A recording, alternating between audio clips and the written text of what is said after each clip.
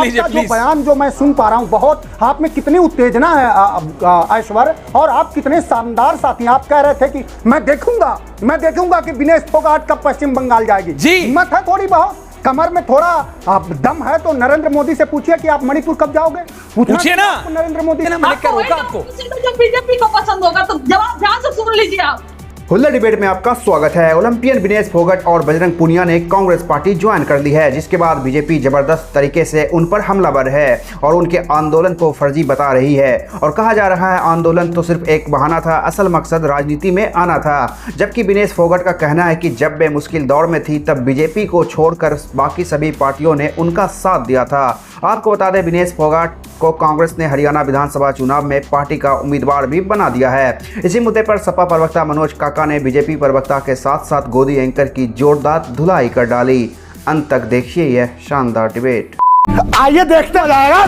काका जी, आप अभी भी राहुल गांधी को सपोर्ट कर रहे हैं, समाजवादी पार्टी सपोर्ट कर रही है, अभी भी वो यूपी के युवाओं को बाहरी कह रहे हैं कश्मीर में जाके। काका जी आपको बाहरी कह रहे हैं, मेरे को बाहरी कह रहे हैं, हम दोनों यूपी से आते हैं, हमको बाहरी कह रहे हैं राहुल गांधी, और आप सपोर्ट कर रहे हैं काका जी विद ग्राफिक्स।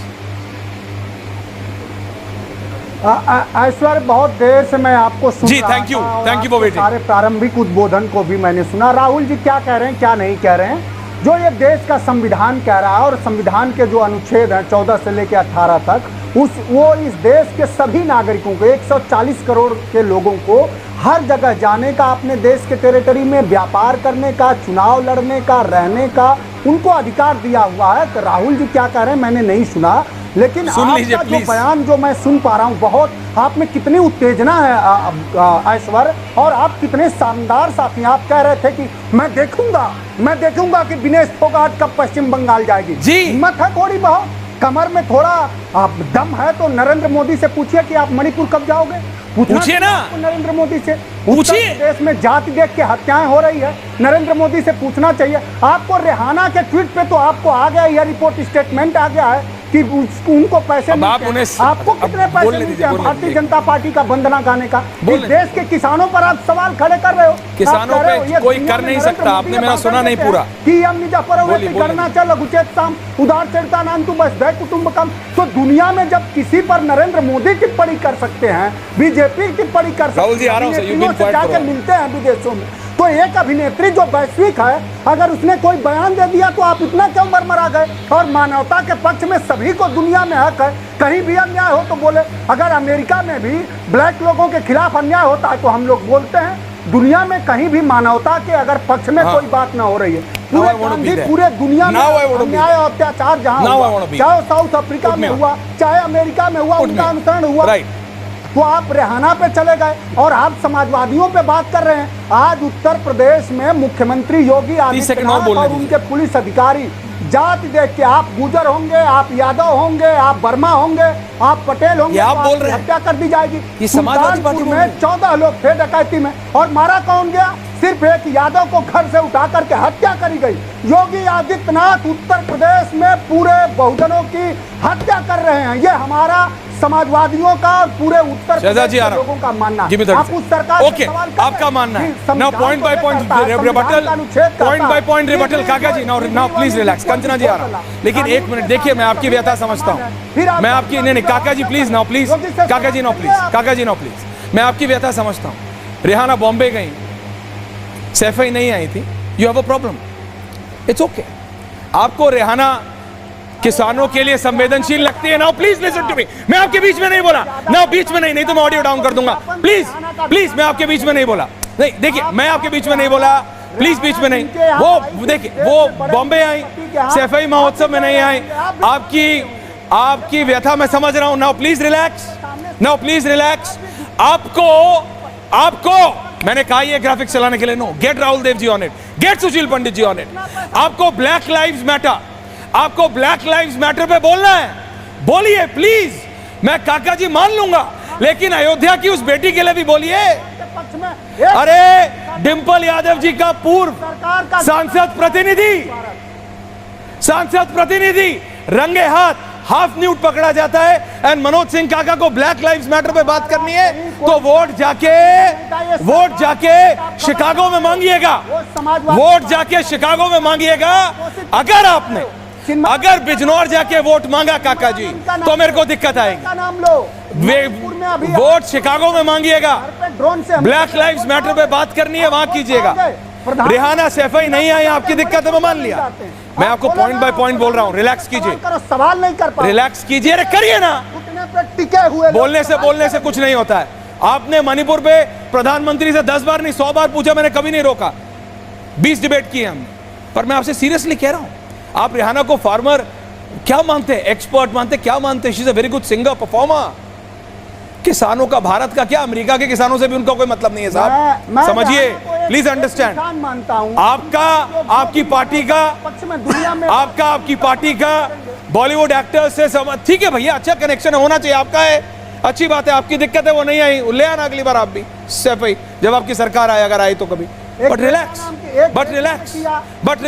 समर्थन किया कश्मीर, मेरा सवाल ये था दर्शकों, जो मैं कंचना जी के लिए रिपीट कर रहा हूं। मनोज सिंह काका, आपका और अनुराग भदौरिया का ये प्रॉब्लम है। सवाल मैं पूछूंगा नॉर्थ, जवाब आप देंगे साउथ। आप दोनों साथ में बैठ के वो करते हैं क्या, प्रैक्टिस दोनों डिबेट का? अरे हिम्मत नहीं है सर मेरे में, और बताइए आप। सवाल मैंने पूछा है, आप में हिम्मत है, आप बता दीजिए। राहुल गांधी यूपी के युवाओं को बाहर ही कह रहे हैं, आप में नहीं है। कंचना जी से पूछ लेता हूं, don't show aggression on me, relax, मेरे को कुछ करने की जरूरत नहीं, I will do, get him on air, don't remove him, keep him on air. यूं जाता है सर, कुछ हिम्मत नहीं है, यूं करना आपका ऑडियो डाउन, मैं नहीं कर रहा हूं, आप समझिए। आप और अनुराग जी का ये सीरियस प्रॉब्लम हो गया है, डिबेट डीरेल हो जाती है। प्लीज, सवाल है कंचना जी, क्या बिहार का युवा क्या कश्मीर के लिए बाहर ही है? एन तेजस्वी यादव, वो सवाल मैंने समाजवादी पार्टी से पूछा था, वो वहां से रेहाना पहुंच गए, उनकी मर्जी है। मैं आपसे पूछ रहा हूं मैम, क्या बिहार का युवा कश्मीर के लिए बाहरी है? आरजेडी। ठीक है सर, ठीक है सर, थैंक यू मैम। ठीक है सर, मैं जवाब दे रही हूँ और आप भी जवाब पेशेंस से सुनिए, शांति से। मैंने उनका भी सुना जब तक पॉइंट पे थे।